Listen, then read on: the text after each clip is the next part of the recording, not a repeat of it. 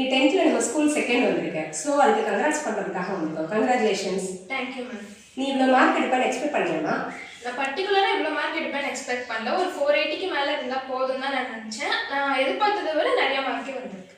நீ இவ்வளோ மார்க் எடுக்கிறதுக்கு என்னெல்லாம் எஃபர்ட்ஸ் போட்ட? நான் காலையில் எழுந்திரிச்சு படித்தேன். அன்னன்னைக்குள்ள ஒர்க்கை நான் அன்னன்னைக்கு முடிச்சனாலே நான் இவ்வளோ மார்க் வாங்கியிருக்கேன்னு நான் நினைக்கிறேன். ஸ்கூல் சைட்லேருந்து உனக்கு எவ்வளோ சப்போர்ட் பண்ணுறது? நிறையவே சப்போர்ட் பண்ணாங்க. பிரின்சிபல் மேமே நான் நிறைய மார்க் எடுப்பேன்னு திரும்ப திரும்ப ஆல் தி பெஸ்ட் எல்லாம் நிறைய பேர் சொன்னாங்க. தேவநாயகி மேமே ஏதாவது ஒரு கொஸ்டின் கஷ்டமாக இருந்தால் அதை சொல்லி கொடுக்குறதா இருக்கட்டும், அப்புறம் நிமோனிக் மெத்தட்ஸ்லாம் சொல்லி தந்தாங்க. எல்லா டீச்சர்ஸுமே நல்லா ஹெல்ப் பண்ணாங்க. அதுக்கு நான் தேங்க்ஸ் சொல்லிக்கிறேன். உனக்கு வேறு யாரெல்லாம் சப்போர்ட் பண்ணாங்கம்மா? பேரண்ட்ஸ், பிரதர்ஸ், ஃப்ரெண்ட்ஸ் எல்லாருமே சப்போர்ட் பண்ணாங்க. அவங்களுக்கும் நான் தேங்க்ஸ் சொல்லிக்கிறேன். நீ உன்னோட ஜூனியர்ஸ்க்கு என்ன சஜஷன் கொடுப்ப? அன்னன்னைக்குள்ள ஒர்க்கை நம்ம முடிச்சாலே நமக்கு மார்க்ஸ் வந்துடும் தான் நான் நினைக்கிறேன். அவங்களோட பெஸ்ட்டு கொடுத்து அவங்க கொஞ்சம் ஹார்ட் ஒர்க் பண்ணி படித்தா நல்ல மார்க் எடுக்கலாம். மேம், உங்கள் பொண்ணு ஸ்கூல் செகண்ட் வந்திருக்கா, இதை பற்றி நீங்கள் என்ன நினைக்கிறீங்க?